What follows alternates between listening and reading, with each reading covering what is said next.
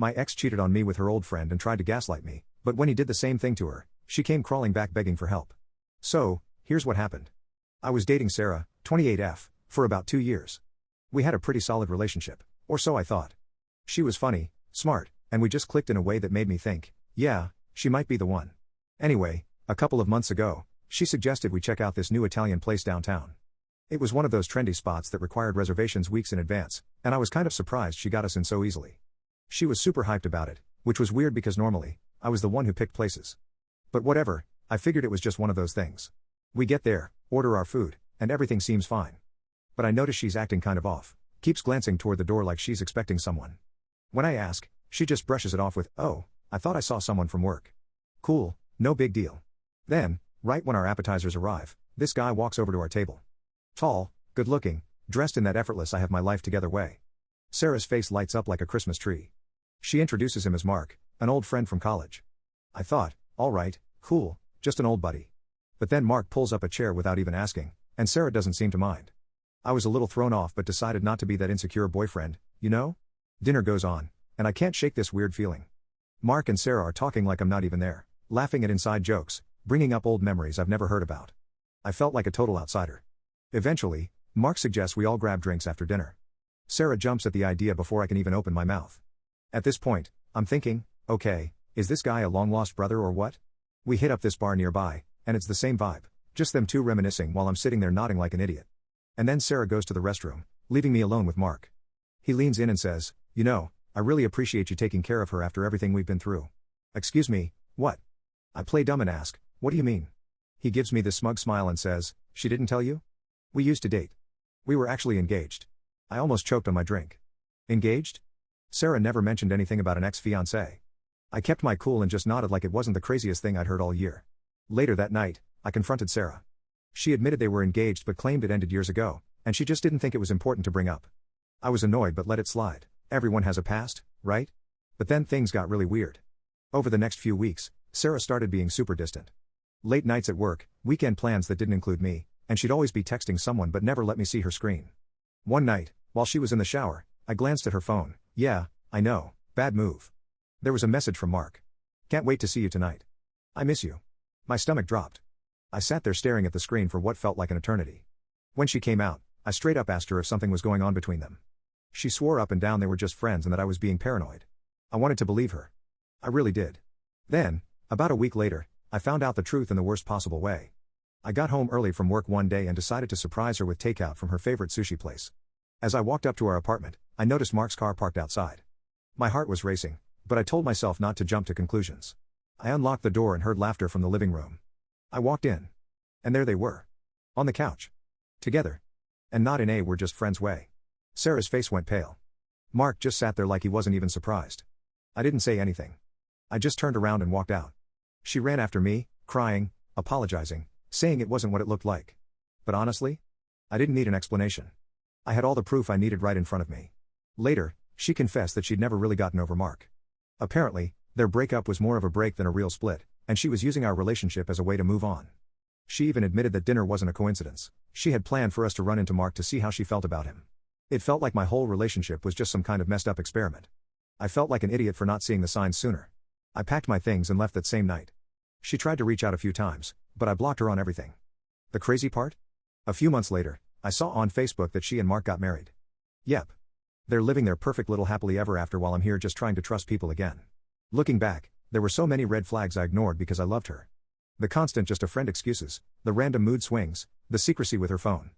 But hey, lesson learned. If something feels off, it probably is. So yeah. That's my story. If you ever find yourself feeling like a third wheel in your own relationship, trust your gut. It's usually right. Update 1. It's crazy how much your perspective shifts once you remove yourself from a situation. When I left Sarah that night, I thought that was it, a clean break, but nope. Turns out, untangling yourself from a 2-year relationship isn't as simple as walking out the door. There were still things to deal with, like our shared lease, some furniture, and, unfortunately, mutual friends who suddenly felt the need to stay neutral even though what she did was pretty black and white. For the first couple of weeks, I stayed at my friend Jake's place while I sorted things out. Jake's a solid guy, no questions asked, just handed me a beer and let me crash on his couch. I figured I'd just lay low for a bit, let the dust settle, and then move on with my life. But then Sarah started reaching out. First, it was the usual "I'm sorry" texts, But then it escalated into long paragraphs about how she didn't mean to hurt me, how she was confused, and how things just happened. Classic stuff, right? I ignored most of it, but one night, after a few too many drinks, I caved and responded. I don't even remember exactly what I said, something about how I didn't hate her but I just couldn't trust her anymore. Big mistake, because that cracked the door open for her to start calling. And, of course, she pulled the "can we just talk one last time?" for closure. I wasn't planning to, but curiosity got the best of me. I told myself I needed to hear her out, to get some kind of final answer as to why she did it. So, like an idiot, I agreed to meet her at a coffee shop near our old place. Seeing her again after weeks of no contact was weird. She looked normal. Not guilty, not remorseful, just like the same Sarah I used to know. We sat down, and she immediately launched into how much she regretted everything, how she'd made a mistake, and how she missed me. But then she hit me with something I wasn't expecting. She told me she and Mark weren't actually together anymore. Apparently, after I left, things between them weren't as perfect as she thought they'd be. She claimed she realized she never actually wanted him back, that she had just been caught up in the nostalgia of it all. At first, I felt a weird sense of satisfaction, like karma had done its thing. But then, the more she talked, the more I started wondering if this was just another manipulation tactic. She said all the right things, told me she missed the way I made her laugh, how I always knew how to cheer her up, and how Mark never got her the way I did. I could feel myself slipping back into that mindset where I wanted to believe her, wanted to think that maybe she really had made a mistake and maybe, just maybe, we could fix things. But then, as she kept talking, something clicked in my head. I realized she wasn't actually apologizing for cheating. She was apologizing for getting caught, for how things played out, not for what she did. She didn't regret betraying me, she regretted losing the stability I provided. The moment I saw that, it was like a switch flipped. I told her I wasn't interested in trying again, that I deserved better, and that I hoped she'd figure herself out, but I wasn't going to be part of it. She looked genuinely shocked, like she thought all she had to do was say the right things and I'd come running back. I left without finishing my coffee. After that, I cut her off completely.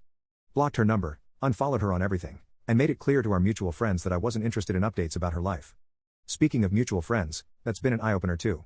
Some of them completely ghosted me, choosing to stick with Sarah, while others tried to stay neutral, which honestly just felt like picking her side. Jake was probably the only one who straight up told me, "Yeah, she's trash," and I appreciated that more than I realized at the time. One weird thing that happened a few weeks later was running into Mark at the gym. I never expected to see him there, but apparently, he'd started going to the same place I had. I was fully prepared to just ignore him and go about my workout, but he walked right up to me. He had the audacity to say, "Look man, I didn't mean for things to happen that way," as if I was supposed to be cool with it. I just laughed and walked away, but the guy didn't get the hint. He followed me to the locker room and kept talking about how Sarah had always had feelings for him and that I was just caught in the middle of it. I lost it. I told him he was a selfish prick who didn't care about anyone but himself and that he deserved whatever mess Sarah brought into his life. That shut him up real quick. Haven't seen him at the gym since. Fast forward a couple of months, and I finally got my own place. It's small, but it's mine, and it feels good to have a space that isn't filled with memories of her. I'm dating again, nothing serious, but it's been refreshing to meet people without all the baggage. Funny enough, one of the biggest lessons I've learned from all of this is how much I let red flags slide because I didn't want to see them. The secrecy with her phone, the way she always got defensive when I asked about her past relationships, the weird way she'd act when we ran into certain people. It's so obvious now, but at the time, I was too deep in it to notice. There was one final twist I wasn't expecting though. A few weeks ago, I got an email from Sarah. It was long, and it was different from the other messages she'd sent. She wasn't trying to get back together this time. Instead, she told me the real reason things ended with Mark. Turns out, while she was cheating on me with him, he was also cheating on her with someone else. Some mutual friend of theirs from college. She found out after they got engaged, which, yeah, by the way, they actually did get engaged shortly after I left. She thought she was getting her fairy tale ending, only to find out he was doing the same thing to her. I should have felt vindicated, but honestly, I just felt tired. She ended the email by saying she understood if I never wanted to talk to her again, but she hoped one day I could forgive her. I didn't reply. There was nothing left to say. At the end of the day, I realized I was better off without both of them in my life. It sucked at first, but now? I'm doing better. I'm focusing on myself, my career, and figuring out what I actually want in a relationship. If there's one thing I've learned from all this, it's that sometimes, the people you think you know best are the ones capable of hurting you the most. And no matter how much you want to believe otherwise, people don't change unless they actually want to. Update 2. It's been a while, and honestly, I didn't think I'd have much more to say about this whole mess, but life has a funny way of keeping things interesting. I thought cutting Sarah out of my life would be the end of it, that I'd just move on and never have to deal with her or Mark again. Turns out, I was wrong. Let me back up a bit. After I ignored Sarah's last email, I figured that was it. She'd finally gotten the message, and I could focus on my own life without any more drama. I moved into my new place, started hitting the gym more, and even got into a new hobby, rock climbing, of all things. It was nice to have something to focus on that had nothing to do with my past. Things were good. For a while. Then, out of nowhere, I got a message from an unknown number. It was just one line: "Hey, can we talk? It's important." No name, nothing. I ignored it at first, thinking it was spam or maybe some random person from work. But the messages kept coming, and eventually, I realized it was Sarah. She'd somehow gotten a new number and was trying to get in touch with me. I blocked it, thinking that would be the end of it. Spoiler alert, it wasn't. A week later, I ran into her at the grocery store. And when I say ran into, I mean it in the most awkward way possible. I was in the frozen food aisle, staring at a box of microwavable burritos, when I heard someone say my name. I turned around, and there she was. She looked different, tired, worn down, like she hadn't been sleeping well. She smiled like she was happy to see me, but I could tell she was nervous. I didn't know what to say, so I just kind of nodded and said, "Hey." She wasted no time diving right into it. Told me she needed to talk, that it was about Mark, and that it wasn't what I thought. I really didn't want to hear it, but something about the way she said it made me hesitate. I figured I'd let her say her piece and get it over with. So we stepped outside, and she dropped the bombshell. Turns out, Mark had been lying about a lot of things. Not just about cheating on her, but about his entire life. She found out he was in massive debt, lied about his job, and even had a whole other girlfriend in another city. She told me that everything I'd suspected about him being shady was true, and then some. I'll admit, I felt a little smug hearing it, but then she hit me with something that caught me off guard. She told me Mark had been lying to me too. Apparently, that night at the restaurant when we ran into him? Yeah, it wasn't random. Sarah didn't plan it, Mark did. He'd been watching us for months through social media, keeping tabs on Sarah, waiting for the right moment to slide back into her life. He knew where we'd be that night because he overheard Sarah talking about it on Instagram. She admitted that, at first, she thought it was fate or some grand romantic gesture, but looking back, she realized how messed up it was. I didn't know how to respond. On one hand, I felt stupid for not seeing it earlier, but on the other hand, it didn't really change anything. Sarah still cheated. Mark was still a snake. None of this new information made what happened any less painful. I told her that, and she just nodded, saying she understood. Then she said something that really threw me. She asked if we could be friends. Yeah. Friends. I laughed. Not in a mean way, but just because of how ridiculous the idea was. She said she missed having me in her life, that I was one of the best things that ever happened to her. I told her that I appreciated the apology, but there was no way we could go back to being anything. She looked disappointed, but she didn't argue. She just said she hoped I'd consider it someday and left. After that, I thought that was it, that I'd finally get some closure. But no. A few days later, I got a message from someone I never expected. Mark's ex. Yep. Turns out, the other woman he was cheating on Sarah with had found out about me through mutual friends and wanted to talk. I was hesitant, but curiosity got the better of me. We met for coffee, and she laid everything out. Apparently, Mark had a pattern. He'd swoop into women's lives, act like the perfect guy, then slowly start controlling everything. Where they went, who they talked to, even what they posted online. She told me he did the same thing to her that he did to Sarah, and before that, there was another girl who had pretty much gone into hiding after their breakup. It was honestly disturbing hearing how calculated he was. She also told me that Mark had been trash-talking me for months, telling people I was obsessed with Sarah and couldn't let go. That pissed me off more than anything. I was over Sarah, over him, and over all of it, but hearing that he was out there spinning some false narrative about me made my blood boil. I wanted to confront him, but I knew it wasn't worth it.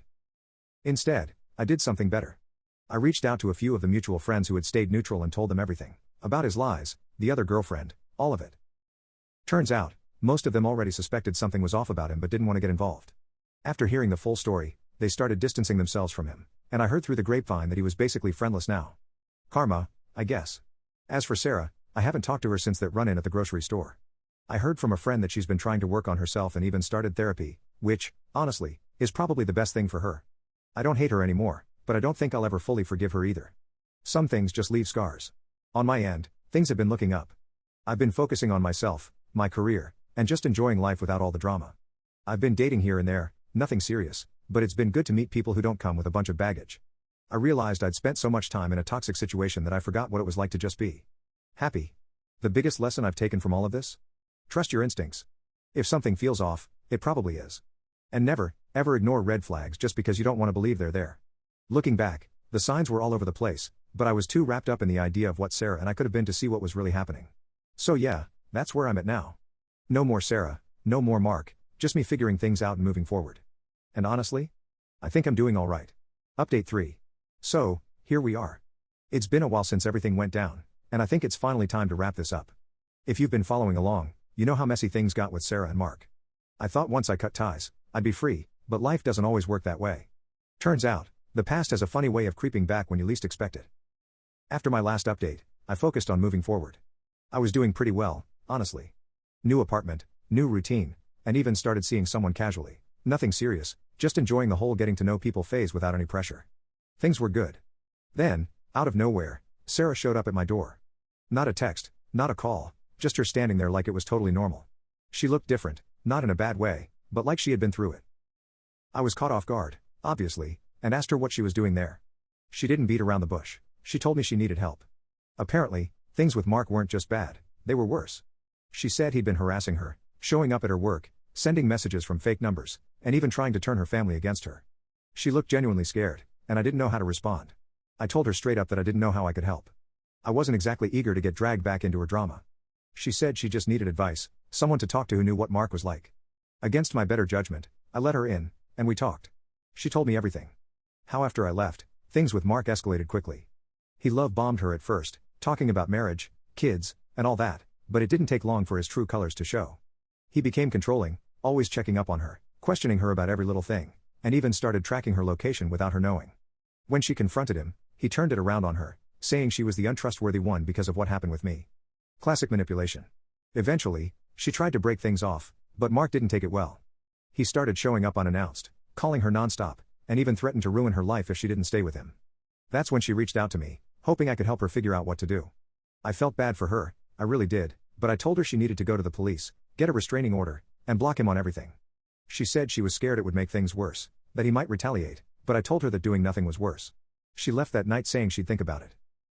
I honestly didn't expect to hear from her again, but a week later, I got a text from her saying she had filed for a restraining order and was working with HR at her job to ensure he couldn't come near her. I was relieved but also felt a weird sense of closure. Like, for the first time, I wasn't caught up in her mess, just watching it from a distance. Fast forward a couple of months, I ran into one of our mutual friends who filled me in on the rest. Apparently, Mark didn't take the restraining order well and tried to get around it by showing up at her parents' house, trying to talk them into convincing Sarah to drop it. They didn't buy it, though. Her dad actually threatened to call the cops himself if he ever came back. After that, Mark kind of disappeared from everyone's radar. I heard he moved to another city, probably looking for his next target. As for me, life has been surprisingly good. I finally feel like I've moved past all of it. I've been focusing on work, hanging out with friends, and just enjoying the little things. I even met someone new, and this time, it feels different, healthy, easy, with no weird baggage or hidden exes lurking in the background. One thing I realized through all of this is how important it is to trust your instincts. If something feels off, it probably is. I spent so much time second-guessing myself with Sarah, brushing off red flags because I wanted things to work. Never again. Looking back, I don't regret what happened. Yeah, it sucked, and it hurt like hell at the time, but it taught me a lot about myself and what I want in a relationship. I learned that no matter how much history you have with someone, if they don't respect you, it's not worth it. And most importantly, I learned that walking away isn't weakness, it's self-respect. Sarah and I haven't talked since she texted me about the restraining order. I don't think we ever will, and honestly, I'm fine with that. Sometimes, people come into your life to teach you lessons, and once you've learned them, it's best to move on. So yeah, that's it. No dramatic ending, no big revelations, just me, finally at peace with everything. If you've made it this far, thanks for sticking around. And if you're going through something similar, just remember, trust your gut, know your worth, and don't be afraid to walk away when you need to.